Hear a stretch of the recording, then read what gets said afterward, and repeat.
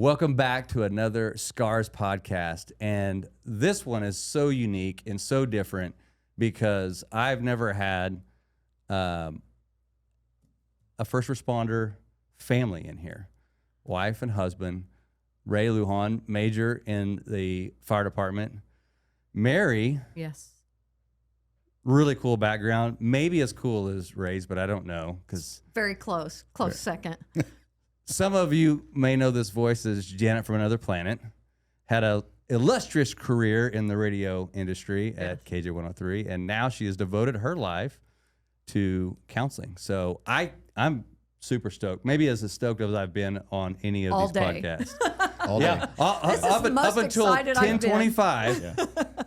But, and my partner here, Brett Key, coming in hot. I love it. So let's jump right into this interview because I'm super excited to hear what it's like to be in a family like this because it's a unique situation.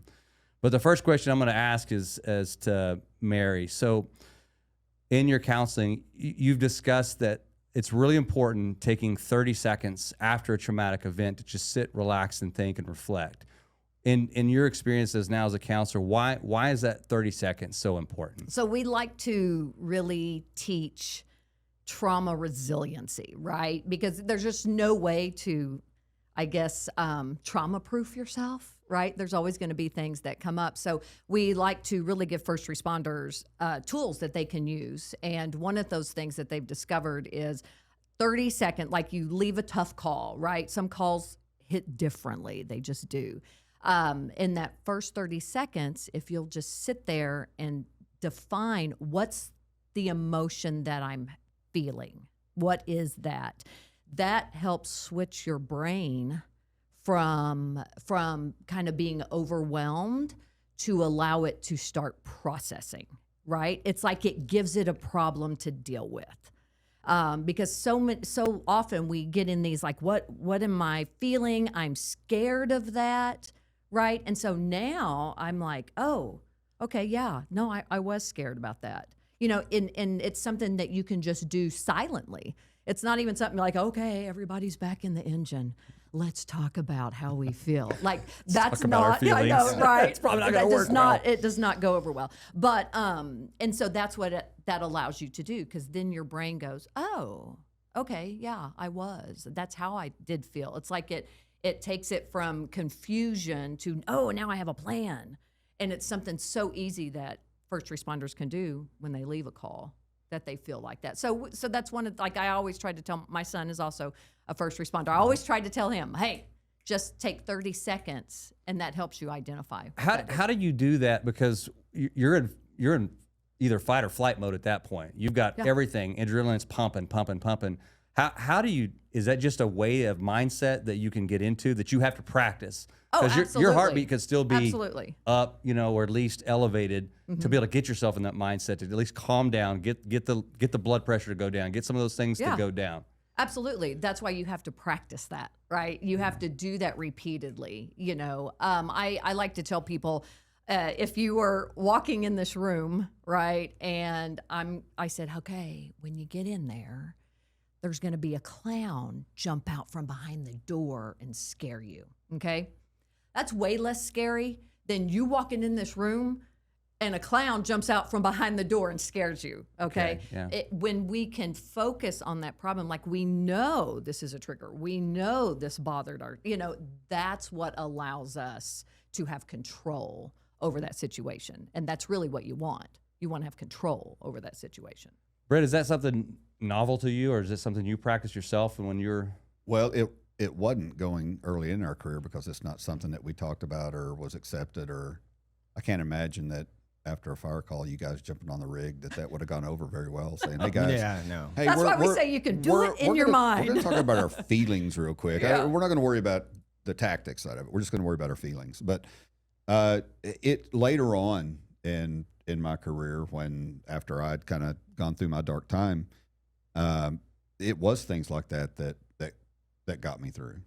And the more you do it, it's like anything else; it becomes a habit. And even now that I'm gone from the patrol, in stressful situations, it's a different type of stress, but those tactics and those tools can still be used.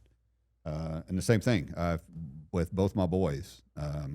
Said the same thing. They were both athletes, and I'm like, okay, so you're going to have stressful times out on the baseball field. Take a couple of deep breaths, do box breathing or whatever it is. And it's anybody can do it. Everybody should do it.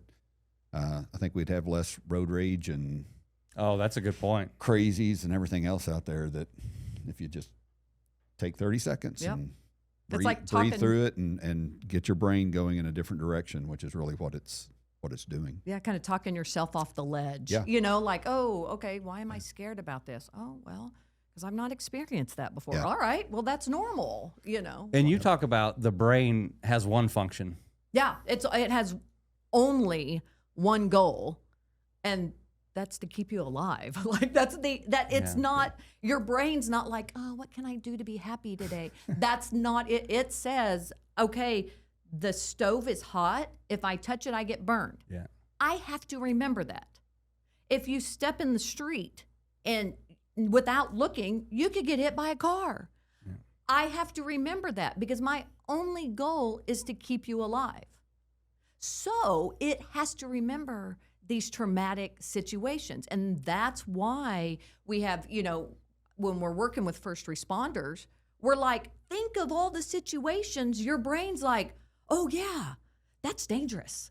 I need to not do that to keep us alive, right? It just has this huge, old school term, Rolodex to start pulling from as cautionary measures, you know? So, I mean, if you think about it, when first responders come in and they're really overwhelmed because, right, they're running all these calls all the time and it's impacting their life, you know, in that way, that's when I go, yeah, guess what?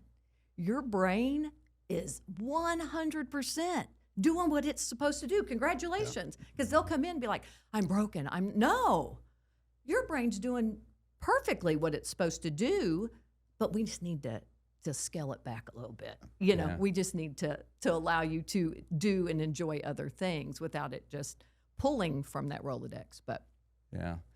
You know, it's always amazed me because I've known you for a long time and I know both of you since high school. And I just know what a fun-loving guy you were, and you still are. But the question is this, is that did you feel after, you're still in your career at the fire department, a change in yourself based on some of the things that you've now gone through? And then did you sense something different in him? Like you could see or feel, or are you guys too close to that to even know? But I mean, did you feel a change in maybe just not looking at things quite as brightly anymore?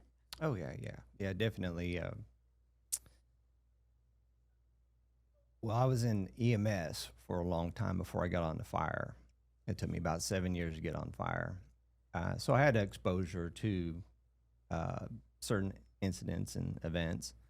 But it wasn't until I got on the fire that I had a significant event that really impacted me and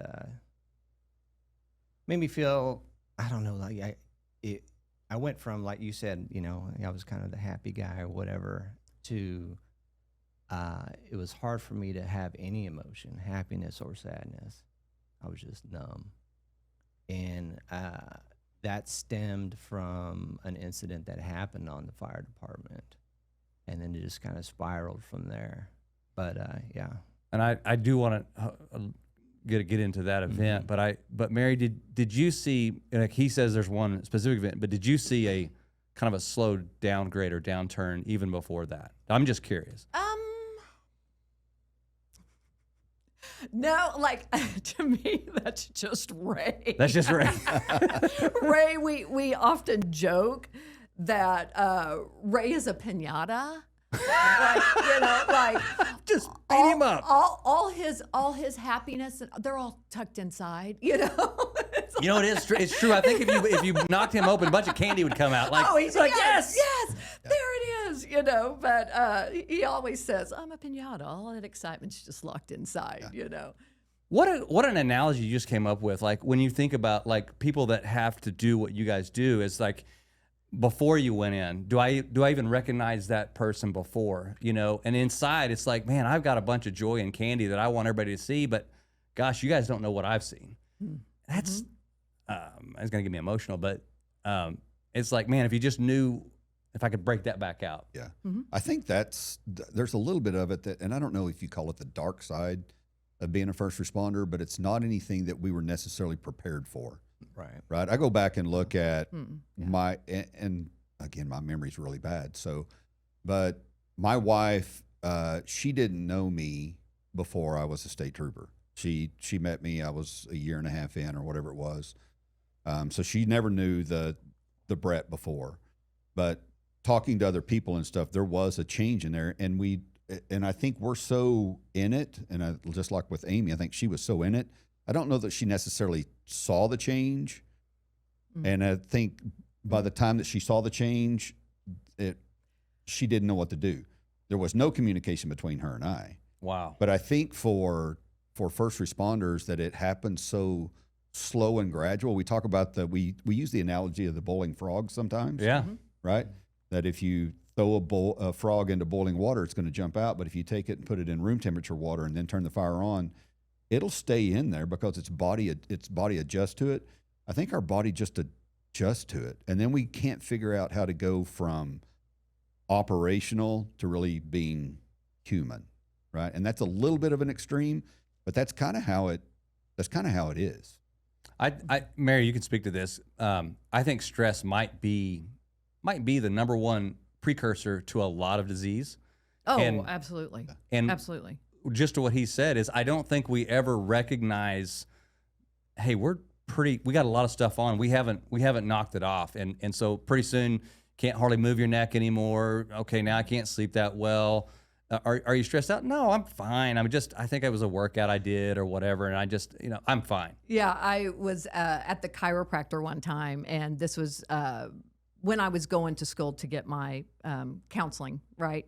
And we were talking about it. He's like, oh, man, that's great. He said, you could put me out of business, And I thought, that is so true. If we're unbottling and we're kind of opening up all that trauma and the things that we've tucked deep inside of us, then there's a lot of those elements that go away with that. Ray, what inspired you? What inspired you to become a first responder at IMSA, first of all, and then second in fire?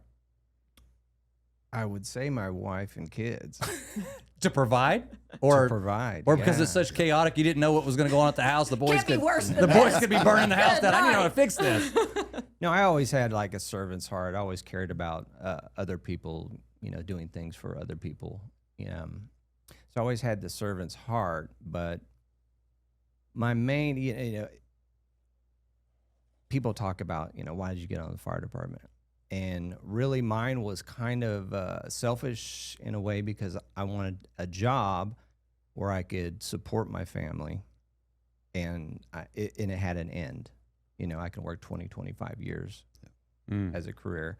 And I saw the fire department fitting me because I had the servant's heart and I liked helping people. So it's kind of, it was both ways, but it was more selfish, if you will.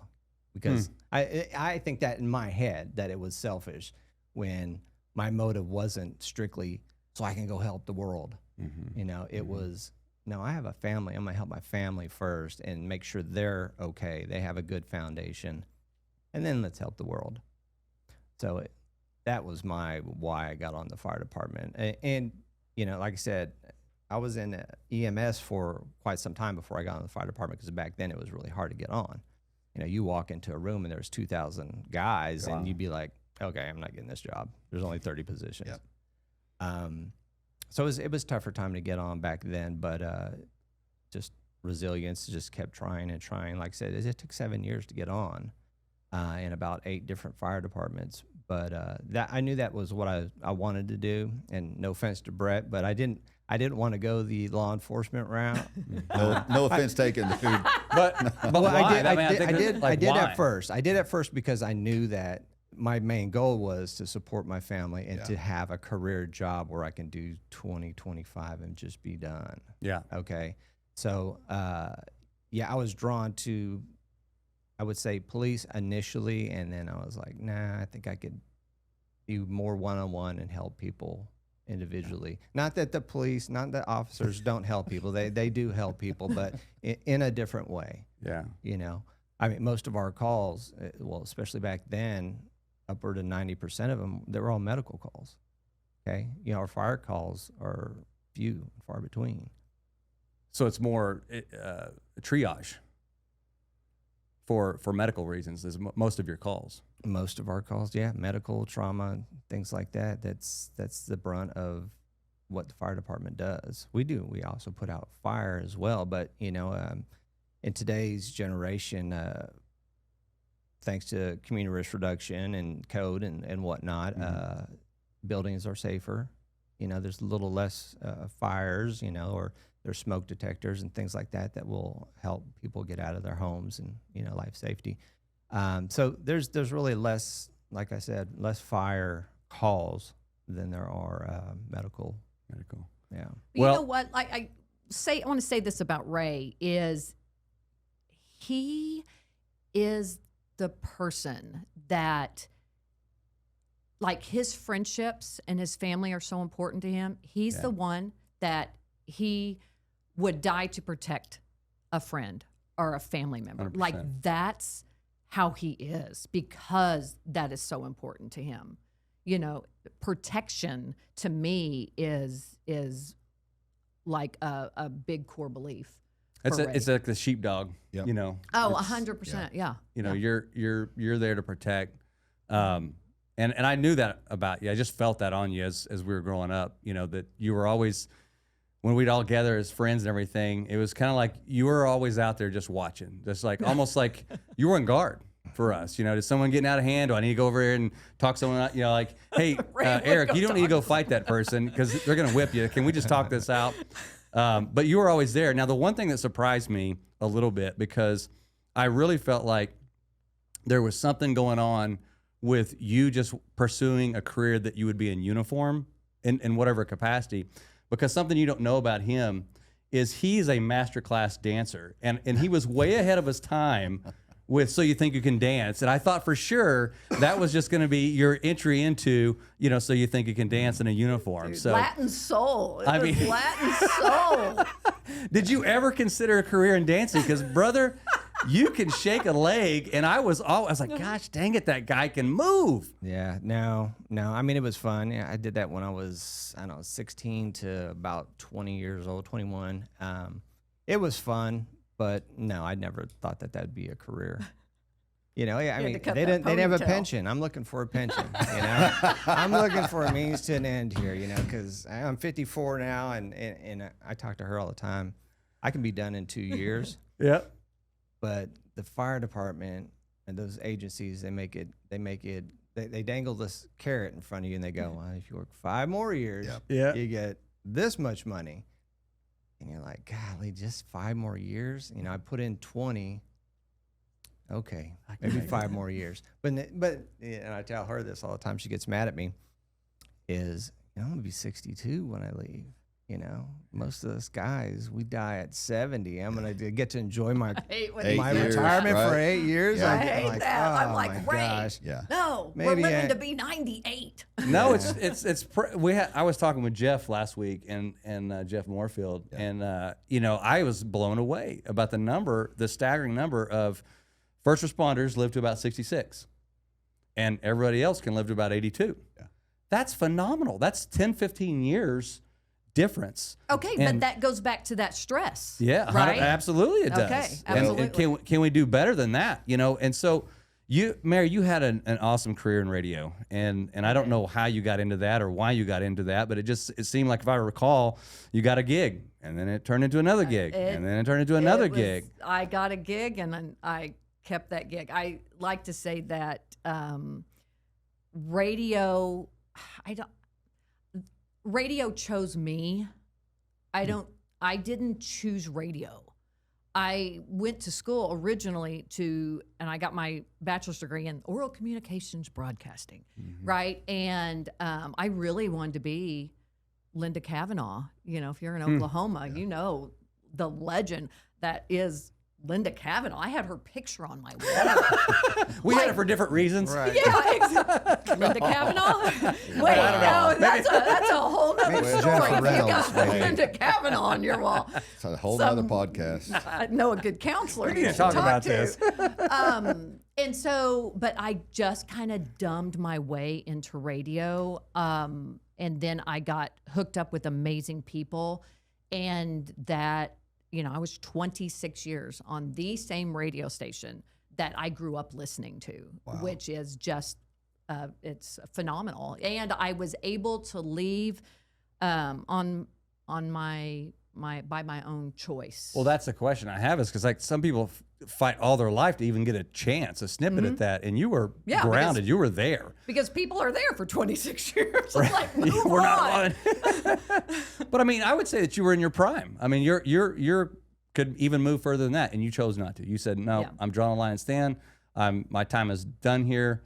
Lord has something else for me to do. Absolutely. I loved radio, but I love first responders just a little bit more. And I had just decided, it was something I had to work on for 6 years because I had to go get my master's, and then you have to do an internship, and then you have to work under supervision of somebody else, for a while. So it was a 6-year process. And Did you have any identity crisis on it in yourself?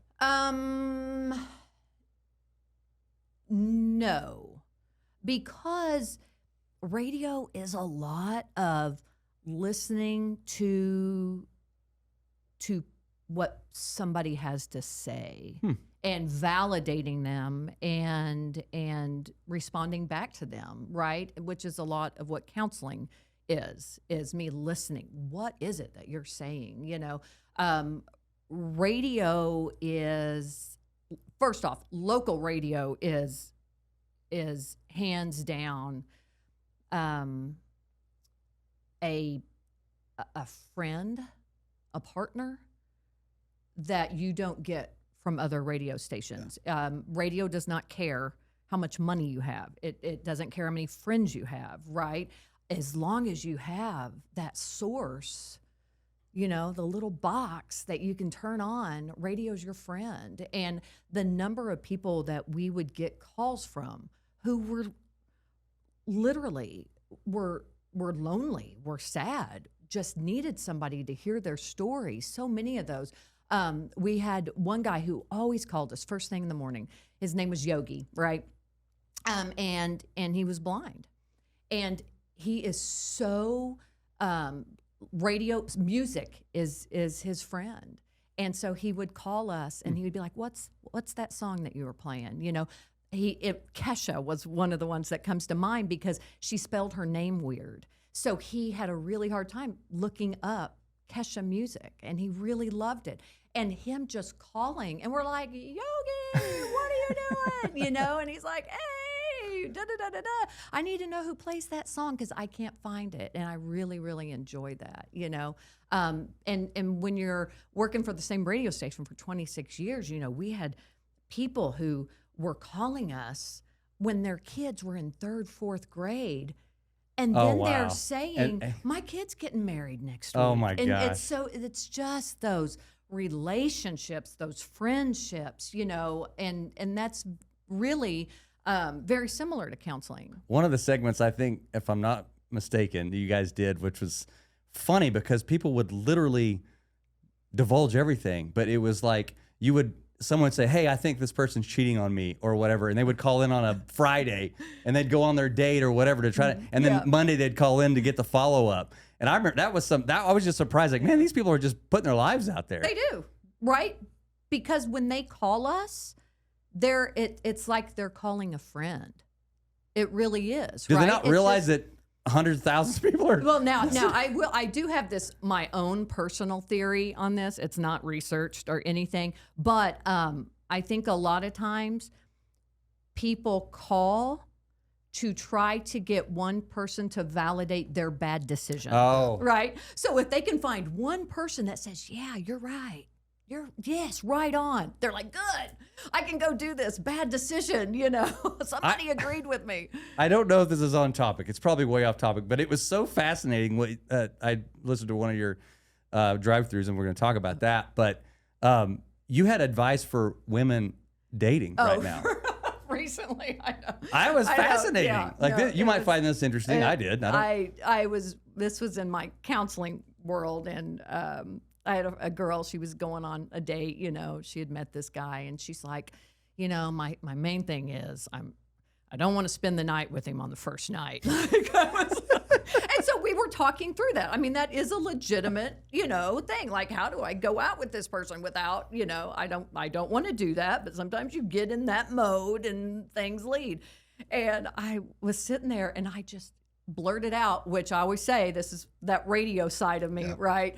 I was like, well, wear dirty underwear. Put skid marks down. No, because, right, if you have dirty underwear on or you didn't shave or something, like you're not just going to be willing to expose that. Like you're way more guarded than you would be. My other go-to, then we can move Mary, on. But I don't think you know men that well. But for a girl, for a girl, I'm like, oh, no, I ain't going to that. My other thing is, and this is really off the rails, but I always ask them, when you meet somebody, before you decide if you're even going to make out with them, ask yourself, would you let them put their finger in your mouth? I'm serious. And you know how many people are like, absolutely not. Then you shouldn't be making out with that person. Yeah, that is a good point. I'm sitting here watching Ray, and I'm sitting here watching Ray as he shakes his head back and forth, and I'm like, brother, I am right there with you. My wife, yes, there is a filter, but she's not really afraid, and I shake my head the exact same way. I tell you. I know exactly where you're at right now. I say, you can take the girl out of radio. You can't take the radio out of girl. No, it's so good. bless Good. his heart. I know Ray has. She's really, just trying honestly, to help Ray. He's okay. See, there's there's not as many men out there as blessed as you to have a great woman, and you guys have been married for how many years? 28. 28 years. Congratulations. But my hat is off to Ray, because being in radio, he has unwillingly shared most of his life on the radio without knowing. Yeah. And that's so. That's how it is. When He's numbed. He's like the boiled frog. He's numbed.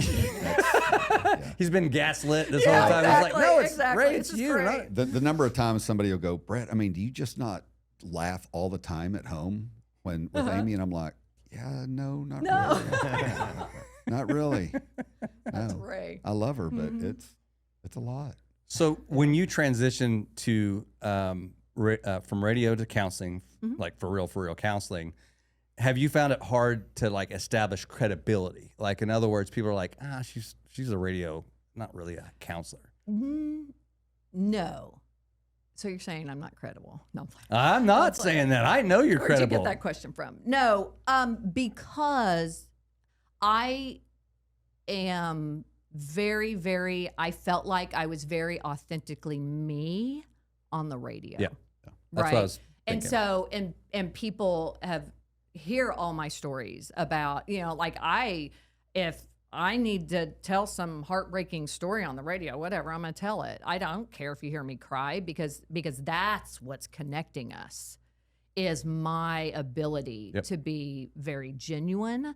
So, like the girl, when I told her, wear dirty underwear, that didn't surprise her, because that's, that's pretty common, so I think because I was pretty authentic to who I am anyway, I don't feel like it is. That's what I asked the question, because a lot of people don't know you like I know you, and you're real. You're authentic and you're real, even if you're on radio or you're trying to give advice to somebody. It's heartfelt, and I mean I'm kind of trying to promote you a little bit here, because I think you're going to be very good. You're not like this stuck up. You're not, well, it's this way and that way. It's what's between your ears. Yeah. What's that barrier?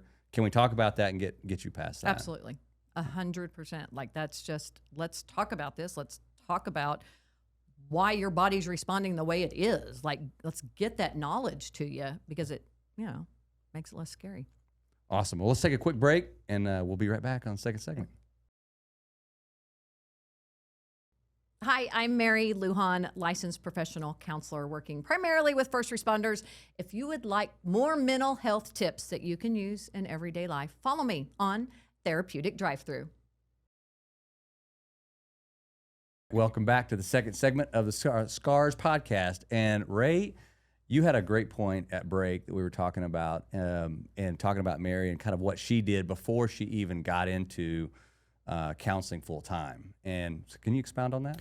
Right. So you had touched on credibility and going from radio to counseling, something that's really not serious to something that's very serious. And what I brought up was people can have that perception, but what they don't see is 18 years of fire family. So she has receipts. She was heavily involved in a fire auxiliary for 13 years. She was like the president of that. So explain what fire auxiliary is. I'll let her explain a little bit better. It's just really, it's kind of a group for spouses to come together and have that support. Right now we really kind of promote peer support on people's things. It's like, this was like OG peer support, kind of like you would have these groups that, they would do events for their department to allow people to come together, to meet, to, enjoy each other's time outside. It was a support for spouses is really what it was. So the combinations of both things of being integrated with the fire family for 18 years, the fire auxiliary, and knowing the people that she knows that are also part of fire family and seeing, different characteristics in people's moods and stuff like that. And hearing the stories, I'm sure. And hearing some stories, yeah. I mean, not that we share a lot. We don't really share a lot. I should probably share more with my wife, but I think some of the guys, when you're married, I think, for me anyways, how do I say this? You don't want to show weakness in your family. You're the man of the house. Sure. Okay. So if I start showing this weakness and all these chinks in my armor and stuff like that, then now how is she looking at me? How are my kids looking at me? Yeah. I need to show vulnerability, but I think that's kind of my why I probably didn't share so much with her. I've heard that there is a time to cry for a man, but it's really probably because of a loss or something joy. And I don't know exactly what I think about this, but I've heard it's like, don't cry in front of, like, if you're lost or if you're, there's a tornado coming and you're having to manage the family to protect them. If the family sees the man cry, everything falls apart. The leader is gone. Yeah. And I sort of believe that, but I would like to know what your thoughts are on, like, when is it appropriate for a man to show that type of emotion? I mean, I've been where I've just, the weight feels like it's pretty heavy on me, and I feel like I'll just go by myself somewhere. I'll go take a walk. I'll do something to not let my family see that. I think the danger in that, right, is if are your kids only seeing one side of you, right? So now as a kid, I'm feeling this emotion and I really want to cry, but I've never seen my dad cry. So now I'm packing it away and I'm not going to show. Yes, I can see how it would be, it might be a little frightening if there's a tornado coming and dad's crying, right? As kids, I can see that, but there's absolutely never anything wrong with sitting your kids down even and going, I was very scared. I was scared in that moment too. Or even having that moment of I'm upset and I need to cry, and that's okay to cry. It is okay to release that, because you got to look at that from that perspective. I mean, you go do what you want to do. You don't want to cry for anybody, fine, don't cry on something. But think about what that message that sends to your kids. I think the other side of that is too, and I get asked this a lot, and with the classes and stuff that we teach, but you know, I always say it's okay to show emotion, right? Now, if I'm out working a fatality and I'm crying on the side of the road in my brown uniform and my campaign hat, yeah, that's probably not going to be a good look, right? Yeah. Most of us don't that emotion doesn't come around during that time because we're in operational mode, right? If you guys are up on a house, and I don't have all the terminology, but if you've had to pull a couple of fatalities out of a fire or whatever, it's not going to hit you right then. Yeah. It's probably not even going to hit you on the way back to the station or anywhere else. It's when you get alone and you're sitting around and you're going back and you're reminiscing about what it is that just happened or anything, right? I think it's the same thing as a father. You use the analogy with the tornado and stuff. That dad's going to be in operation mode to make sure that his family's safe. That's not when he's going to break down. It's going to be later on when he's by himself. The danger to that is that he is getting emotional, but he's not able to talk through it with anybody. And I think that's like with my wife. I did it under the, whatever you want to call it, of protecting her and not wanting to drag her into what it was that I was having to see, having to deal with, and the stresses of that. But that's not how she took it. Okay, exactly. She took it as it was something that she had done, or that she was not being enough to me, right? Yeah. And because I was not talking with her, that's where we started to drift apart. And I think with first responder marriages, that happens a ton, right? And then it becomes to a point where us as men, we start throwing up barriers and stuff to quote unquote protect ourselves. And I think that's why there's so many marriage problems, so many divorces, and everything that comes along with that. But it doesn't happen to us when we're at work. I mean, we're in operational mode. We're going to get done. Our training's going to take over. We're mentally tough in that, but it's when we get by ourselves and get away from it. It makes me think. So you've established therapeutic drive-through concept, and I'm just thinking to myself. I want you to talk more about that. I'm just thinking to myself, what a cool term it would be if families said, "Hey, Brett, can we have our therapeutic drive-through right now?" Exactly. I mean, you know what I'm saying? Like if the wife walked up and said, "I know you're not okay. Can we have that right now?" So that's important. But I do this therapeutic drive-through. It originally started with me in the Chick-fil-A line, like in the drive-through. That's why it was the therapeutic drive-through. Like, this is what I'm thinking about while I'm waiting for my chicken sandwich, But it was, the whole purpose of that is it's mental health tidbits you can use in everyday life, right? Such as those things like take 30 seconds when you leave a tough call. Like, I just want to give these little bits of information that I give people who are going to counseling.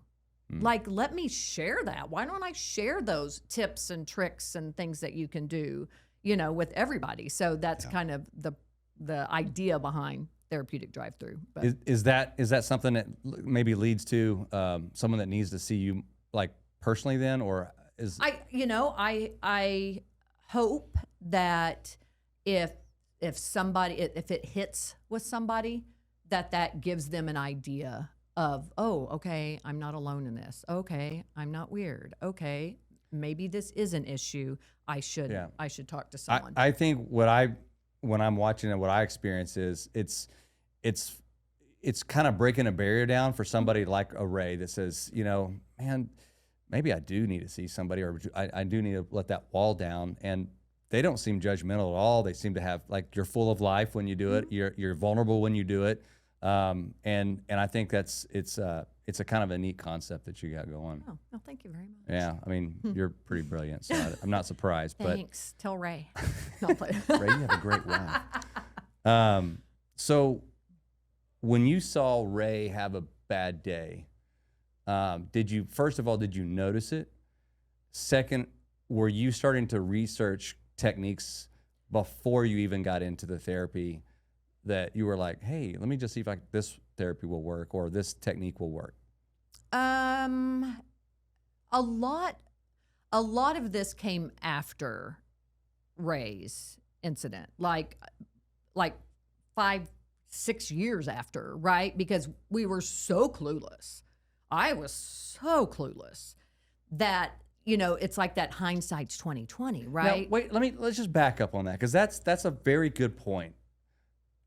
Your spouse, and we're in the trust tree, but your spouse was not almost aware of the things you had to experience on a day-to-day. How often do you No, okay, you are exactly right. And that's why I say I am in this field, because they are taught some things in academy, right? This is trauma, or whatever they're taught. I know exactly what they're taught, right? But then nobody said, it's like there's this huge black hole in the middle. And then we get to first responders literally treading water, trying to save their life. Wow. And it's this huge black hole in the middle. Well, where's the knowledge? Where's the information? Where's the stuff going out to our families in between an event happening and somebody literally holding on for their life? Where is that? Yeah. And that, to me, looking back at what Ray went through, I was like, when I first started really digging into what is, PTSD, right? What is that post-traumatic stress disorder? We also call it post-traumatic stress injury. When I, as a clinician now, dude, I can look at all of those things and I'm like, check mark for Ray all the way down the line. And I'm like, just mind blown that he had to go as long as he went before he decided, okay, hey, this isn't right. I'm struggling here. Like, that blows my mind. And that, honestly, 100%, that is why I'm here. Because if I can bridge that gap for one person, that one person doesn't have to suffer as long as Ray did, then, then I'm done. You know what I'm saying? Like, that's my goal. Wow, this is giving me chills. So, hey, Ray, so I've got a question. So she brought up about there's a generation of us that this wasn't talked about or addressed at any level in an academy. No. It wasn't in mine. No, it wasn't mine either. In 90, whatever, mid-90s. Was it anything like that talked about, your mental health or trauma or what the job could do to you or prepare you for anything? And I know you came from IMSA, so you brought trauma into the fire service. Right. So it wasn't IMSA. It was, but I know what you mean. EMS. EMS. Yeah, So EMS. Yeah, sorry. MSTAT, Yeah. Mercy, and then Metaflight also. But what was the question? No, was anything in your fire academy mentioned about what that prepared you for anything that you might see or what you were going to be dealing with? Right. So I'm going to say, from what I can remember, no. And if it was touched on, we had a chaplain at the time, Teddy Wilson. He might come in and give his spiel and leave. And I love Teddy to death, but it just it didn't resonate. Yeah, definitely it didn't resonate. And so I don't really remember that ever happening in the academy, and that was in 2007. Yeah. Now today's academy, we have a great command staff, and we have an awesome fire chief, and he cares a lot about his department and the mental well-being of his folks. And he's implemented all types of programs to help, even for the family, right? Even for the family. Yes. And I know with the patrol, we went the same way. We're the same thing. We had a chaplain that was with us, but I don't even remember if he even showed up to our academy or not, or said anything. But I always say they taught me how to drive, fight, and shoot. They what I needed for my job, but man, there was nothing else on what the job. We had a little bit of training, and it wasn't necessarily how it was going to affect us, but we did a little bit of training on doing death notifications, and that was it. But nothing. Once we walked away from that door and went and got back in our patrol car, the emotions and stuff that we're going to go through because of the news that I just delivered to that husband or wife or family or whatever it is, right? I vividly remember every death notification that I did, every single one of them. I can tell you the temperature, how it felt, what the front porch looked like, all that stuff. They talk about flashbulb memories. Yeah. and you just like the bombing, or I remember exactly where I was at when that trauma. Like, I can count 3 times. You're counting over and over these things. Yeah. But I wondered on the fire side if there was anything back then. No, and I think they're greatly improving. I think Chief Kelly is such a forward thinker on that. Yep. Like, and I so appreciate everything that he's doing. And there was a long time that I was really, really mad at Ray's chief, because I thought, damn it, you didn't know? Yeah. You didn't? Really? You are a chief? These are your guys? And you didn't know? You didn't check on him? Yep. How dare you, right? You live with this. You're a chief. You know why I didn't know? Because I'll tell you, there was, that good old boy, pull yourself up by your bootstraps. Most move of on. that is one of the things that we are finding right now, and we do training all across the United States. There's a generation of command staff that's in charge right now, and they, out of everybody, are probably the most jacked up, because that's how they were brought into the fire service or the police service or whatever it was, and they still believe that, you know what, it's just part of the job. You knew what you were getting into when you signed up for this, and they are.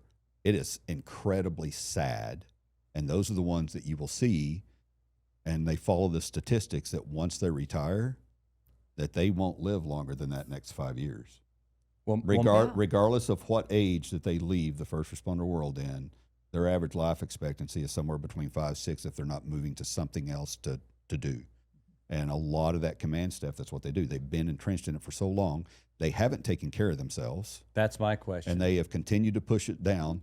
And you know what? If they don't have to address it with their men and women, then they don't have to look in the mirror and say, you know what? If it's affected them, then it could have affected me too. I can name right now 4 command staff, and a lot of them, a couple of them I had really good relationships with, and they would, at the drop of a hat, they would call me and say, hey, Brad, I need to go check on somebody. But if I ever went and sat down in their office and asked them how they were doing, no part of it. No part of it. Now, so they were the ones that would take care of their man, but there was the other ones, if I could go sit down there and you could see it in their eyes. A lot of them, I knew their career. I knew what they had been through, and man, they do not want to address it because if you come in here and you ask me that, you are open the lid on a box. Yep. And I can't close those lids. There's too many boxes in my corner. I can't close those. Yep. So I can't even talk about it. And it's sad. Yeah, it is. And Absolutely. it's hurting those that they're in command of. Yeah. Right? Because they want to continue to ignore it. And I think unfortunately there needs to be and I hate to use the word purge, but over the next 5 years, there's going to be that group that's going to come out, a younger group that understands that the stigma needs to be broken, are going to come in. And I think you'll start seeing a lot healthier departments as far as their staff and stuff and their personnel that's getting to a better place. Yeah, I agree. Well, it kind of goes back to if you can't do it as a chief, then put someone on your staff that can. Yeah. Because it's not right to him. No. And one of the things you do is you train the families. You have training classes for the families. Yeah. And if you had more voices of Mary going, this ain't right, and I'm here to voice my opinion, probably would get done. And they've got a story too. The spouses have a story. I mean, we talked a little bit before the show that I had really no idea what my wife was going through or what I'd put her through when I would get activated or whatever. I mean, I was dumping my trauma on her, and she had her own. So that's why Brett, makes the marriage is so. I think that makes the marriage so tough if there's no communication. Oh yeah. You always talk about I used to. That's almost a sad syndrome that you get. And Ray, one of the things that I've always admired about you, you've always had something going on outside of fire. Either you're working on a business a little bit or you're working on a hobby. How important is that to you and you think for first responders in general? Well, I can't speak for everybody, but for myself, I have to keep busy. I got to keep my mind busy with something. Okay, whether that's like you said, the little side business that I'm doing, which most firefighters, they have side businesses. If it's not that, and I hate it, it's been the best and the worst thing, I think, in the last, I don't know, 18 years was the cell phone. Yeah. And I can just zone out, keep my mind busy with mindless scrolling or stupid games. I can keep my mind busy that way, because if I don't, then I know where I'll go. You know, I'll go to that call. I'll go to those death notifications and stuff. We didn't do as many as he did, but the ones that I did have to do, those are almost tougher than actually working the call. Yeah. Because I'm coming to you as a parent and telling you,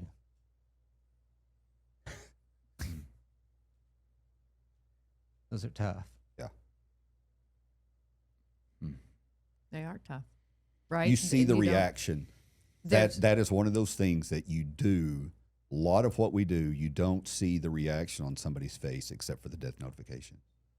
And when you make that, you have no idea what that reaction is going to be, but that reaction is drilled into your head when you see it. raw human is raw. grief. Yeah. That real just grief. Well, I think it's the mirroring and their projection. You know, you have 2 boys. I have 2 boys. Yeah. I just had to work on your boy, and now I'm looking at a reflection of myself, and I think that's what really hurts. Yeah. That's what gets me. That's a good point. Again, during the call, like Brett said, you're in operation mode. You're not really thinking about that. I'm thinking about, what do I have to do next to stabilize this patient, or to get him alive, or to get him in the ambulance to go to the hospital. So you're not reflecting then. You're not thinking about it. But when I have to go into the room, or we don't go knock doors, but usually our death notifications are, you know, we get a call or something like that, you know, grandma or mom or dad or whomever, they're still sleeping. I can't wake them up. And then we go there, and, you know, there's signs of death that are incompatible with life. And we know those signs, and now I got to tell them, I'm not, any work that I do on them is futile. It's not going to work. They've been gone a long time. And then you have to tell that husband or wife that, you know, of 20, 30, 40 years, hey, I'm sorry, but, you know, there's nothing we can do. Yeah. And again, those, to your point, those that's what makes it hard, I think. It's not the actual, when you're in the trench and you're working. It's later. It's the aftermath. Yeah. When you have to go give that notification. And then of course ours is pretty quick, you know, because it's in there recognizing, and then I go tell him. His, you know, he might work a bad accident and then have to go to the home. Yeah. Thinking about it the whole time. And you know, I have a son, I have a daughter. Now I got to go tell their parent they ain't coming home. That's tough. That's something to get through. Well, since we're here, can you talk about the trauma experience that you guys went through personally, your experience? Yeah. So I got on the fire department in 2007, went to the academy in November, finished out in March of 2008. Okay, I'm 35 years old. And when you get out of the academy, you rotate through 3 stations. And I'd hit my 3rd station. Each station's about 2-3 months. And I hit my last station. And the 2 prior stations that I was at, I was kind of having a hard time. I'm 35 years old. I'm a feral. I was a feral kid. Feral, raised myself. I'm a feral latch kid from Del City. That's BS meter. That's super good. Yeah. Okay. So superhuman strength on that meter there. on the fire department, and this could be law enforcement as well, But there's people that will test you and push you, and especially if you're older, you know. And they would push buttons and push buttons, and I'm like, I'm just trying to get along. I'm just trying to find my groove and find a friend and deal with what we have to deal with. And it was my third station where it was a big station. There's like 11 of us there. It's a chief station, and I always rode the engine because I'm a paramedic. And there was one other guy that rode the engine too. He refused to ride anything else but the engine. And mind you, back then, 25s is on the south side. We ran an average of 15 to 19 calls a day. That's Okay, a lot. in a 24-hour period. We ran a lot of calls. But this guy just took to me. He was 42 years old. Again, I'm 35, 36. And I finally found a friend, okay? And being a big station, you know, it was kind of cliquey, and you had your guys that just didn't like you, okay? They didn't know why they didn't like you. Hey, I'm trying to do everything right, you know? And I found my engine buddy, mentor. He's a great firefighter, awesome firefighter. That family man, he's 42 years old. Like I said, he was married, had 2 young daughters. Him and I, we'd work calls, and a lot of this is going to make sense in a second, but we would go full arrest, you know, of an older person, say in their 80s or something like that, and we get them back.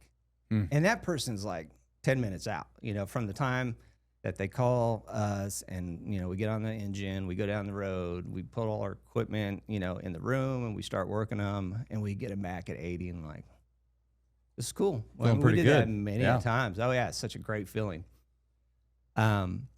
But what had happened was we went on a fire, it was an apartment fire in Southside, and we were the last engine in. I don't know why we didn't get dispatched on the full alarm when it came out.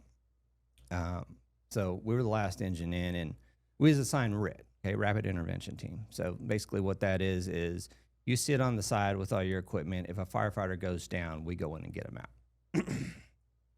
And So you don't enter the house. You're actually No. auxiliary almost. right, Like, we're outside. you're backup. Someone calls a mayday or something like that, we're going in, we're finding them, we're taking them out.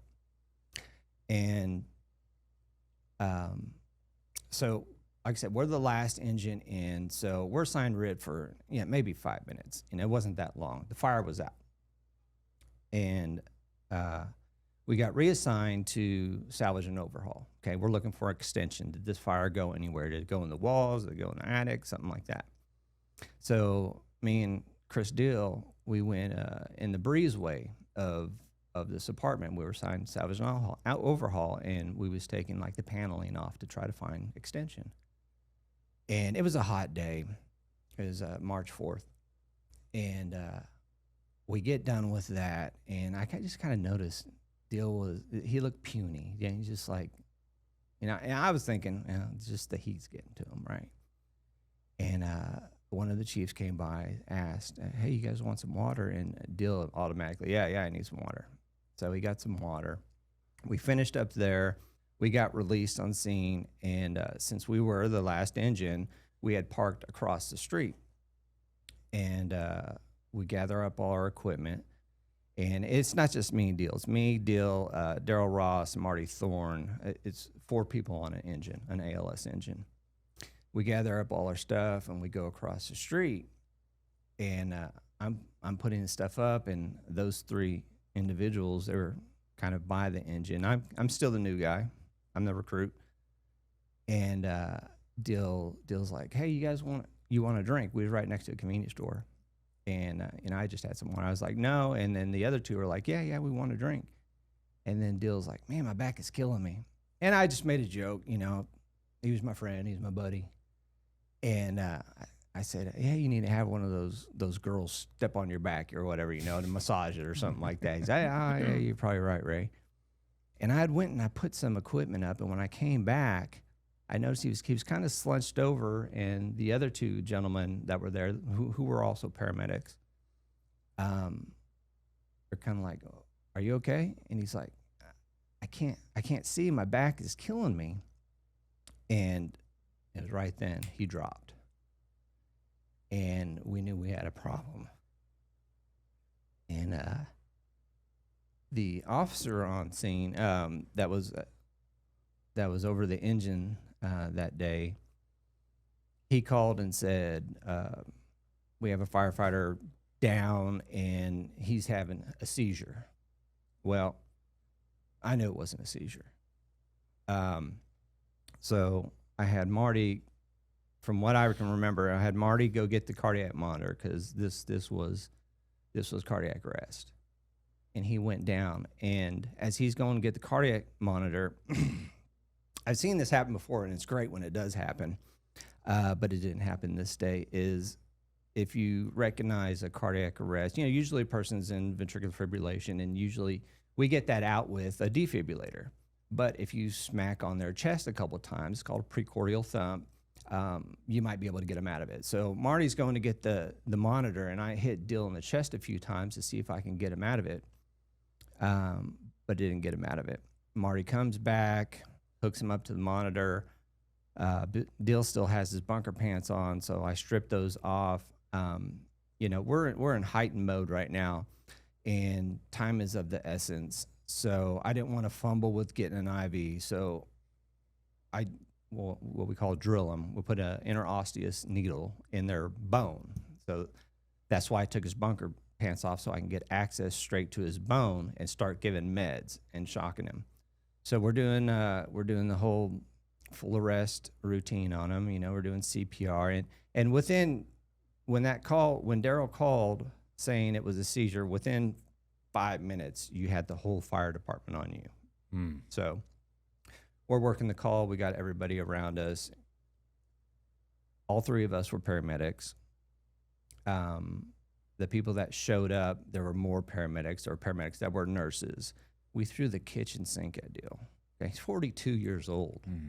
Went down right in front of us, and we couldn't get him back. No matter what we did, we couldn't get him back. And later on, when I started having my problems and sorting through this, this is my buddy. I'm having a hard time at the stations because of certain individuals. I'm gravitating. This is my guy, and I'm feeling all this guilt because I can't get him back. I'm thinking it's me. It's not just me. I mean, there were other highly trained individuals there too. We was all doing everything we could, and it was just Dill's time to go. I mean, you were probably thinking, hey, man, together we were bringing 80-year-olds back. I can get you back. You're half that age. I can get you back. That's where I got you, man. Yeah, that's where I was going with that is he goes down right in front of us, and I can't get him back, yet him and I had gotten 80-year-olds that were 10 minutes away, and we would get him back. And I struggled with that aspect of it because you go through everything. What could I have done differently? Could I gave this drug? Could I shock sooner? Could I have done CPR sooner? Could I have this? Could I have that? And then you start mirroring again. He's got a wife. I have a wife. He has 2 daughters. I have 2 sons. And then you feel like you failed them. And it was just a rush of different emotions that I bottled back. Now, after that incident, we had a critical stress debriefing type deal.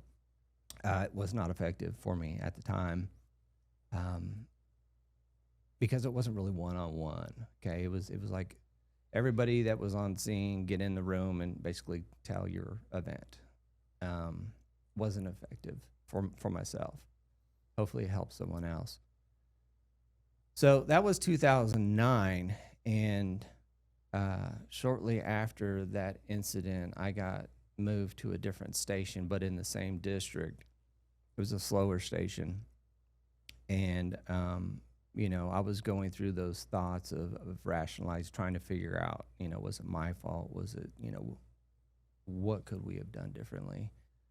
And that started manifesting negatively, Of course, I shut down, closed off to my family.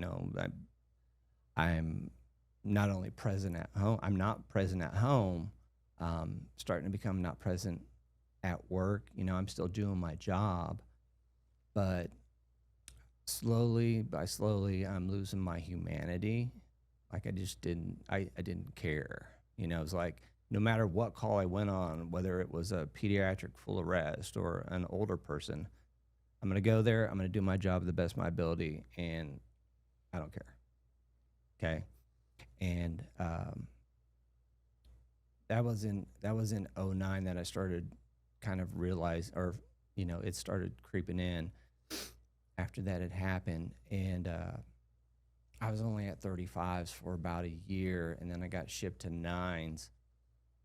And 4 years from that incident, 2013,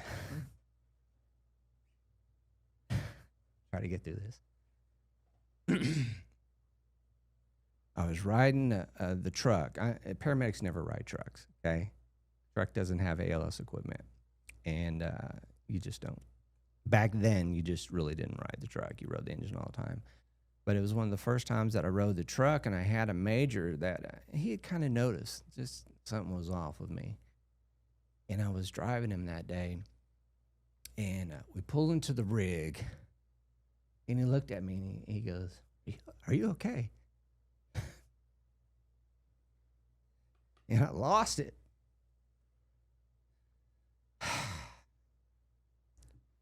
Because it was the first time that anyone had asked me on the fire department, was I okay? So I had to take some time off, get my head straight. I went and saw a counselor, and I think it helped a little bit, but what I've realized is you have to connect with that counselor, okay? And I didn't connect with that counselor. He helped a little bit get me through with what I was going through, that little speed bump. But from 2013 till, heck, I would have to say maybe 2-3 years ago, I didn't see a counselor. You know, I just kind of bottled it down and just stayed numb. And there's never, I think when you have incidents like that, and that was significant for me, you know, calls, sure, they bug you. But when it's personal like that, it really affects you. And I just kind of buried it the whole time. But what I realize is my family was suffering from that, because this is my happy face and this is my sad face. And I had no joy, and I had no really sadness. Okay, I was just numb. And in those bouts of where I would have sadness or whatever, you know, I'd cry or something like that, it seems kind of weird, but I liked it because it gave me feeling back. Yeah. I was never, you know, I came to where I wasn't feeling anything. And I would get I kind of get jealous of people. You know, you get around them and they're just happy all the time. You're like, God damn, I wish I had that. I wish I had that. Where do I get that back? So when you did have a feeling of whatever it was, where you're crying, you're like, okay, I'm still alive. You know? But so in a nutshell, that's kind of my big significant incident. And like I said, it wasn't but maybe 2 or 3 years ago where I saw a counselor that I connected with. Grant Roberts had steered me towards a guy up north, and just an amazing guy. And he gave me tools, you know, because I never had any tools. I never had the reason, why are you feeling this way? And he allowed me to process, okay, this is why you're feeling this way, and this is how to deal with it. And you're normal, you know. And I think that's very important with a first responder that's dealing with any type of post-traumatic stress of sorts or major incidents like that. To don't give up, ask for help, and make sure you connect with someone and be honest. You have to be honest when you sit down with somebody. And I know it's kind of hard to be honest when you're just meeting somebody for the first time, you don't know this person. It did help that Chief Roberts, I had a relationship with him, a good relationship with him, so I trusted him to steer me to the right person, and he did. So that kind of helped me open up. And then also, maybe not all counselors do this, but he shared a little bit of who he was and what he went through, and I was like, okay, I'm not alone, and I can relate to this, and that allowed me to open up to him. But I think that's really helped me get through some of the tough times, because like Mary was saying, you tread water for so long, and you just get tired. I'm just tired.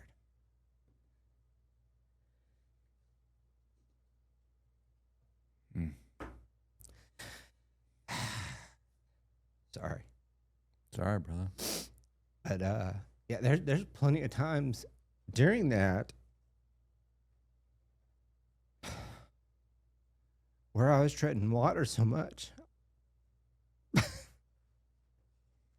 I was just done. I was just done. I wanted it to stop.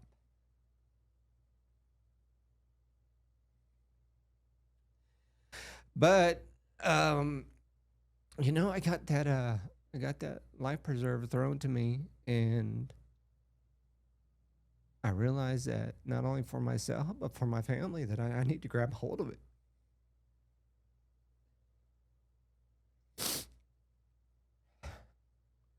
And it's currently the best thing that's happened to me is connecting, reaching out.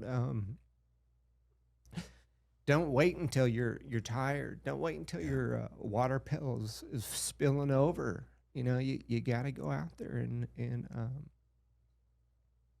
reach out to help, not only for yourself but for other people that you love, and care about, because you're bleeding on them if you're not dealing with it. So that's kind of where I'm at with my incident. And 2009 was just really a bad year for me because of that. And then in that same month, we had an incident where these young people, they had a baby, and they overslept, and their baby's crib was by some blinds, and the cord was too long on the blinds, and since they didn't check on their baby until 10 o'clock, well, the baby had wrapped itself up, its neck up with the cord. We get there, and we're having to work this baby. So I went from, my friend just died, couldn't get him back, baby, young kids, not paying attention to their parental duties. That happened, and then my dad died in August. It was just boom, boom, boom, boom, and just the weight of that whole year. It was a lot, and I had to go through that alone. I didn't have to go through it alone. I chose to do it. Yeah. Go through it alone. From 2009 to 2013, when someone actually said, "Hey, are you okay?" No, I'm not okay. Mm-hmm. No, I'm not. And I don't know. I think it's just the nature of first responders is you talk to them more openly about your calls and things than you would your family. And I was waiting for my fire family to ask me and to reach out to me, and They weren't. it took a long time for them to do that. Now, current day, I mean, it's awesome because our fire chief and command staff, they recognize that with a lot of issues that we had in the past, of these issues, and they're really they're spearheading it and addressing it full on. It is a serious issue, and they want to get to the bottom of it, so people don't have to be like what I went through and what I put my family through. So that's kind of it in a nutshell. Hey, Ray, I don't know if you can even answer this. Had that partner of yours not said, "Hey, are you doing okay?" Think you'd still be there? I think so. I think my wife, my wonderful wife, probably would have left me. I mean, because she's an amazing person that really put up with a lot,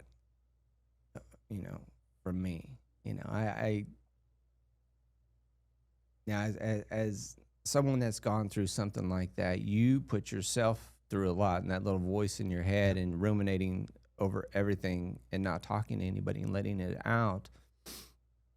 But I also put them through a lot. I was an absentee husband, absentee father. I think I was a great provider, and my kids are well adjusted and they're on their way. So maybe I was able to mask it pretty good with them, but I was struggling. And I still have. I'm still. I might be out of the water, but I'm still wet. I still go through times. I get it, but with the tools that my new licensed professional counselor's given me, I'm able to pause, reflect, and go, okay, this is why, and this is normal. And just and then work through it, let it pass. First, man, thanks for sharing that story. When I hear these stories, I think, because I know that you guys are a faithful family, that you put God first. But I also know that the shining one, the devil always will occupy that isolation space, and what he loves to do is tell you what an awful person you are. How did you experience that, number one? And how did that affect your faith, or how did faith work in this process? Faith is kind of been an individual thing for me, a personal individual thing. I have conversations with God all the time, and so I think sometimes, just for me, sometimes he shows up in a big way and helps out. And I think it's more cases than not. But sometimes, and it's probably the devil, is looking around and going, I need you now, and you're not here. Well, maybe he's not there because I'm not truly opening myself up to him. The devil's let something in, whether that negative something is alcohol or something else that's getting my attention. Mm-hmm. And luckily I never really had a problem with alcohol, just because my body can't handle it. But I see why people struggle with that, because that's a means of, when I was able to drink, it gave me an escape from what I was going through. It numbed you. Well, I was already numb. It opened me up. So I was more lively or whatever. I was more chatty. I wasn't Latin just soul into myself. comes Yeah. out when Ray drinks. Those toes start Yeah. tapping. Oh, yeah. Those hips start swaying. Yeah. So I can see things like that. I understand why people gravitate to that or to gambling or whatever. But to take the jokes out of that, how powerful is that? Hey, I feel more normal. And it's not like you're yelling at her or becoming combative. You were never that way. Mm. But man, if I can drink more of this, I can go back to who I. Right. So exactly. One time Ray made the comment that if you drink enough, you don't dream. Oh, Right. wow. And so you think about that. So think about how many people we typically see. Oh, that person's, they're drunk. They're blah, blah, blah. Oh, yeah. Well, guess what? They don't dream when they drink. Right. And if that's what's keeping you awake, then that's what you gravitate towards. Yeah, and you know, when I did drink, and again, I was never a I hate to use the word, but lack of a better term, I wasn't a drunk. You know, I would look forward to the weekend. Yeah. And to drink with my friends and feel normal again. But that could have been a reason why God wasn't listening. You know, because I was listening to the devil there, and I would push back and say he was there, he was listening, but God gives us to our own will. That's the thing, right? So he's going to give us over to our heart's desires. He never leaves us. I can assure you that he never leaves you. However, he can't stop you. And that's the free will part of it. When he said Pharaoh hardened his heart, he was saying, I allow Pharaoh to harden his own heart. So if you are hardening your heart towards God and not letting him in because of the alcohol, he's not left you, brother. But you've opened a door to the devil to come in and take over. right. Yeah, it makes sense. All right. What techniques have you discovered that you use? Well, because I thought that was important. Let me touch on a few things Sure, with that. please. From just a spouse perspective is what I want to talk about. So that day, which interesting enough, right? I always say, been in communications a long, long time, and I don't communicate well a lot. And so that's how complicated communication is, right? But that day after that happened, okay, I knew nothing, right? And I got a phone call, and I could barely hear Ray, like he was trying to say something, but it was not coming out, right? And then all of a sudden, somebody else is on his phone, and they say, we've had the worst thing that could possibly happen on the fire department has taken place. Ray can't talk right now. We are on the way to the hospital. He will call you when he can. Oh, gosh. And then the phone hung up, right? This isn't, you can't go to Facebook at this point in time and get 15 versions of the story.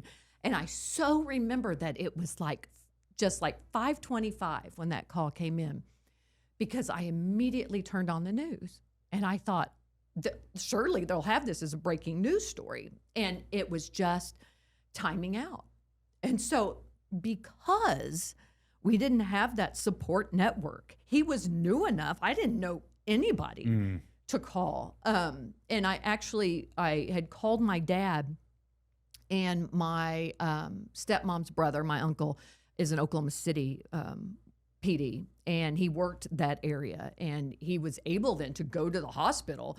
So for 30 minutes, like in my mind, my husband's burn up. I don't know what's happening. You didn't know that. I didn't know. Because wow. Your husband can't talk right now. We're on the way to the hospital. He'll call you when he can, right? That could mean a ton of different things. Absolutely. And so that was really my first entry into, oh crap, this is very real. And I remember when he was in the academy, them saying, if anything ever happens to your firefighter, we'll call you. We'll notify you. And so in my mind, I thought, this is it. But I was so naive to what trauma does and how that behaves that I remember we were at the funeral, and we're sitting there, and, you got bagpipes coming up, and all this is going on, and I felt really overwhelmed. And at that point, halfway through the funeral, Ray really starts breaking down. And in that moment, I thought, all week long, I have prayed and prayed and prayed for Dill's family. And not one time did I pray for my husband.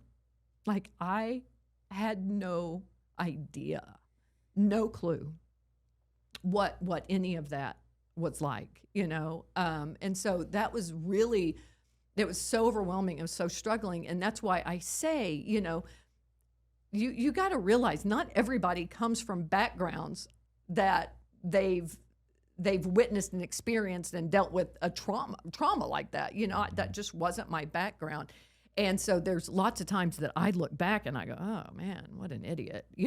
Like we were talking about this the other day, and I said, we talk about triggers. People have triggers that take them back to that moment that remind them, And I said, I was so naive that I thought if I just turned the pickle jars in our refrigerator that said dill, pickle, I would turn them backwards, because I thought, well, if he doesn't see dill, he won't have an emotional response.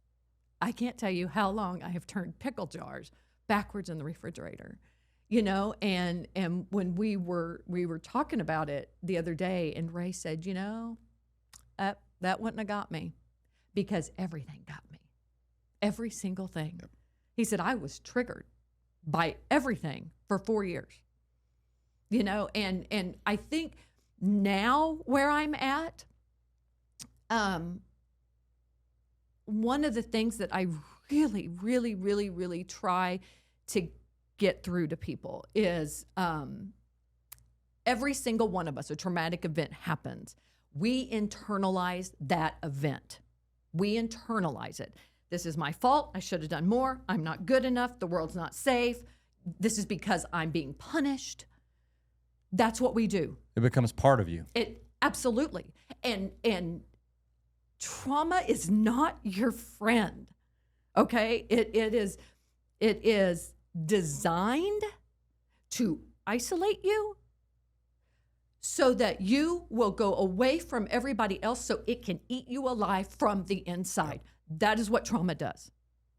Okay? And when you start thinking about trauma in this, it's really like an injury to the brain, okay? And so time's not just going to heal that, right? If I give you a boulder, I'm giving you this boulder, and I go, carry this around. It's not too bad the first few days, right? And even after that, your arms start getting tired, right? But 20 years later, you are so exhausted. You're treading water because you've been given this boulder. Well, not only and that, so, you probably put a few more boulders on. Absolutely. And I like to think of what Ray went through is it's literally like the person with that trauma that is dealing with that is struggling with that is overwhelmed with self-doubt. They are literally treading water in the middle of the ocean all by themselves, and it's dark and it's cold, and you are literally sitting in there thinking, I am about to die. And then here comes your family on a cruise ship, right? They're just treading by you because they don't know. They don't know what that is. And they're like, hi, hey, hairy chest contest is going on in 20 minutes. We're so excited, right? And Ray's like, I'll be there. Like, can he be there? No. And then eventually, when that time comes that they're broken down, they just can't do this anymore, right? And they go, okay, I need help. I am able to say this, that because there's no other choice for me at this moment, I think it's then that when they're pulled up out of that water, then they can see that there are life preservers floating all around them. But they were too consumed with trying to survive that they couldn't see what was going on around them either. And it's so heartbreaking to know that, we were living life, and to know that Ray was in such a dark place. That's heartbreaking. That's heartbreaking. And there's so many that it gets to a point where we just like, well, this is just who we are. Mm-hmm. This is part of the job. I'm messed up. This is just who I am. You know what? This comes along with it. Mm-hmm. And for a lot of those, I mean, there's been individuals that I've worked with. I don't know that I ever got there, but there are so many first responders out there that have gone. I mean, it's a great analogy that you just painted. That at some point they're like, well, you know what? If this is who I am, then I'm just going to embrace it, and I don't want it to go away, because if that trauma is not, I mean, that trauma That's is what you feel. At least you got a feeling. that trauma has become who I am, and if it goes away, then who am I? Because I've completely lost who I was. Oh gosh. Right. Absolutely. And I mean, it's just it is a vicious tactic by Satan that is used to that isolation. I mean, that's exactly what he wants to happen, is to go away, isolate yourself, and then he can go to work on you. And unfortunately, we are in a target-rich environment in the first responder world, where for so long that has just become the natural thing to do. And it can cost you everything, and ultimately for some it costs them their life. I mean, they don't see another way out, and they'll take their own life. Yeah. Go ahead, Ray. I was just gonna say that, yeah, that's happened a lot. Yep. Well, even one is a lot to me. I mean, that's too many. One is too many. But over the past 10 years, just with our agency, seeing people retire and then never dealing with it, and that's how they feel like they need to deal with it.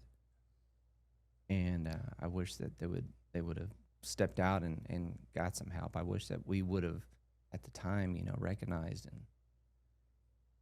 and push them, and push them to the point where, hey, I understand what you're going through. I've went through it too, and maybe that's what they needed. But yeah, they did.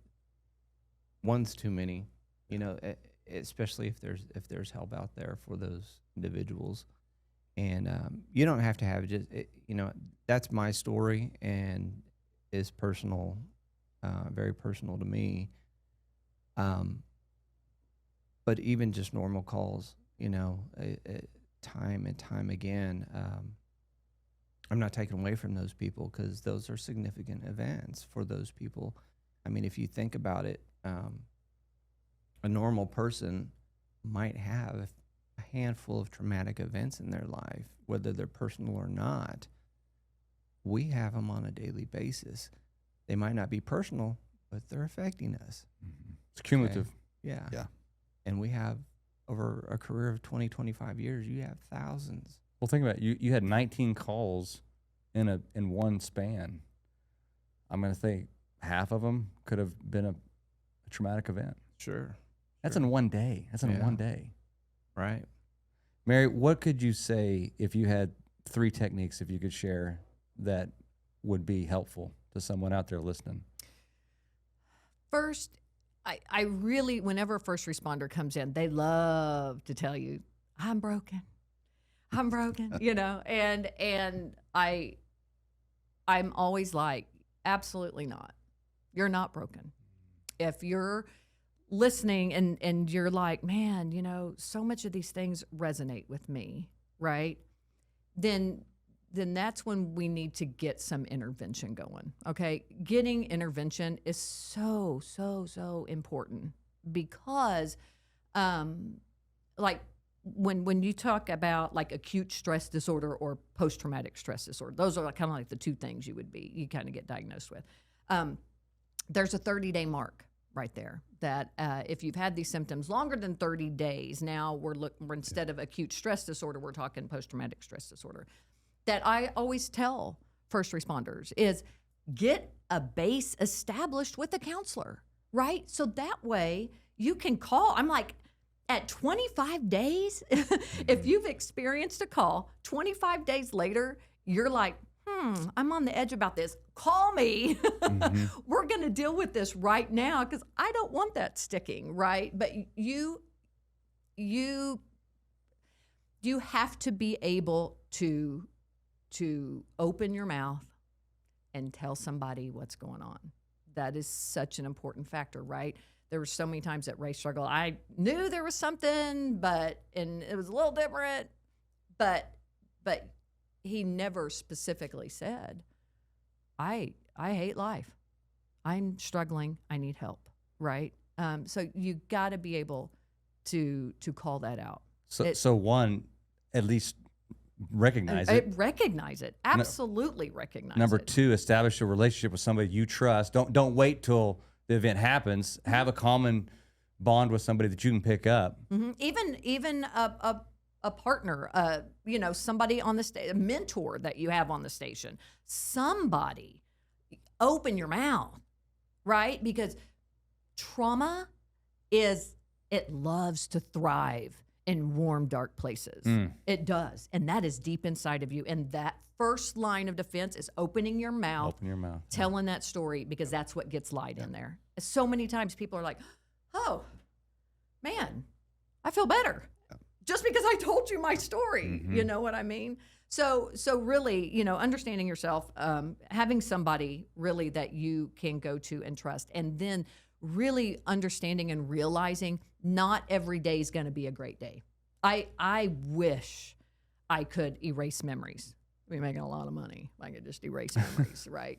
And we can't do that. But just because you have a bad day doesn't mean you're back in it.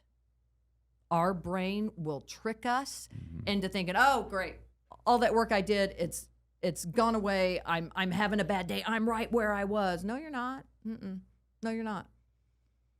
You might be having a bad day, but it doesn't mean that you're back in that dark space where you were. Let's work through that. Really understanding and showing yourself some grace, man. Why wouldn't you be affected by those calls? Come on, really. Like, why wouldn't you? I'd Pretty be human. Yes, absolutely. It's human. 100%. So it's you are like everybody else. You just have more experiences to pull from. Yep. I think also a little different perspective is you talked about the mentorship or friends or somebody at the station or whatever. On the other side of that, we got to start taking care of our own. Yeah. We've got to start asking questions, because Ray, just like you were just, whether you knew it or not, you were waiting for somebody to ask, right? And there's so many times that we as first responders walk around with our head in the sand saying, we talk about the brotherhood and the sisterhood and stuff, but that's not how we treat it. Oh, right? Say that again. That's not how we treat it. We talk about the brotherhood and the sisterhood, but that's not how we treat it. It truly is a family because of the amount of time that we spend with them and the events and stuff that pull us together, right? But we're not treating it that way. Wow. We're not asking, hey, Ray, are you okay? That last call was tough, or this is the second, child death that we've had in life. We got to start talking to each other. We got to start asking questions. I would much rather be, I always say this, especially when we do the class on where we're talking about suicide and stuff, I would much rather be the freaking asshole and somebody look at me and is like, you know what, I'm tired of you asking me that. I'm tired of you asking if I'm okay. Okay. Are you? You know what I'm going to ask you tomorrow when I see you? Are you okay? And I don't want the I'm fine answer. At some point, if I'm seeing something in you and I'm asking, then there's something there, right? It's the same thing in our marriages. I mean, if you went back and asked my wife at what point did she see a significant change in me, I was an angry person. Angry person. Ton of outbursts, right? And it was never at work. It was always with the kids or with my wife. But she didn't have the tools or know to say, hey, Brett, what the heck's going on with you? This is not Brett. This isn't normal. Well, we got to do the same thing with our partners. We should be taking care of one another, and we're not. And because if somebody is dealing with that and pushing it and they don't want to talk about it, but truly they are waiting for somebody to say, hey, man, you're not being yourself, right?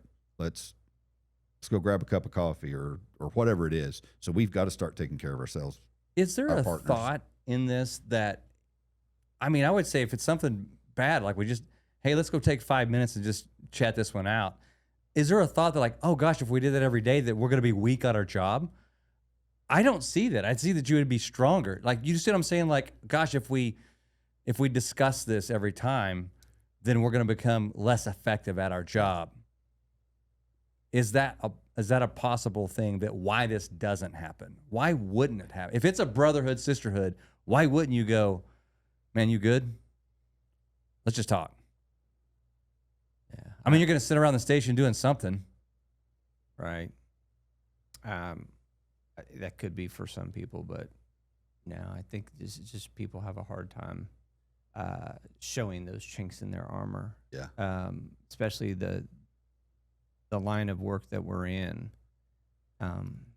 Like gladiators, I guess. Well, I mean, you know, if it was like, you know, you don't show your vulnerableness to your family because you want to be strong. Yeah. Okay, I'm not going to cry in front of my wife and my kids because I'm the head of the household and I need to be their pillar. I need to be the foundation. Well, that carries on to fire department. I'm not going to show my vulnerabilities, and I'm not going to show them that I'm struggling here. you're in the foxhole with them. right. Isn't that different? Well, know. but it's I think the other side of it is and I think that there's this misconception that it always has to be emotional. It doesn't. It can be just, yeah, you know what, I messed up. can't get that vision out of my head, right? It doesn't, and I think that that's where everybody thinks that if I ask you how you're doing or whatever, that I expect it to be some big emotional deal. No, let's just talk about it. Let's just have a short conversation, and maybe it's not just walking up and having a conversation. Maybe it's while we're working out, right? I mean, there's so many studies talking about exercise and stuff and what that does to stress and our emotions. And I mean, you can get into the whole brain stuff of it, but you know, the wellness division, the Oklahoma Wellness Division, they are tying that physical fitness into some of that, and that's where conversation starts. So it doesn't always have to be emotional. Now it might end up there, but that's okay. But man, that stigma and we got to get rid of that. We do Anyway. that. But I worked with one individual who said they had went back to the station after a tough call. Like it was a tough call for him, you know, because like we said, sometimes things resonate differently with us. Maybe I just lost my grandma and we worked a grandma, right? So they're different for different people. But he said the reason he didn't say anything, he said because everybody else was like, good job. That was a good job on that call. Yeah. And he was sitting there going, oh my gosh, there's something wrong with me. I'm the only one who's struggling on this. So I'm just going to high five it and be like, oh yeah, it was a great call. You know, but to him, he was like, oh, wow, kind of feeding off everyone else's emotion. Okay, what's wrong with me? Once again, we internalize that, right? What's wrong with me that I didn't feel the same way? It screams to your point. The number one technique that you kind of pointed out was open your mouth. In your mouth. Open your darn mouth. It might be a 10-second conversation, but you opened your mouth, you let the light in. To even just find that one person. You know what I'm saying? Yeah. Here's the challenge is, you know, we have a lot of, we'll just say alphas on the fire department, whether they're female or male. Okay, say you have 4 to 6 hanging out. Okay, who's the first alpha that's going to go, hey, I'm having a problem. Yep. I'm weak. Man. Yep. You know, you're supposed to be strong. I don't want to show weakness to everybody else because I'm supposed to be strong like the rest of them. Who's the first one that's going, hey, I'm having a problem. Okay, so now you're not an alpha anymore. You're the beta. You're the less than. But in the same breath, then if it's not there, then it needs to be at home, right? It's gotta be somewhere with or it's got to be someone. somewhere. Maybe it's outside of the department, right? I always stress, hey, if you don't have a friend group outside of what it is you do for a living, then you need to figure out, maybe try to get one, right?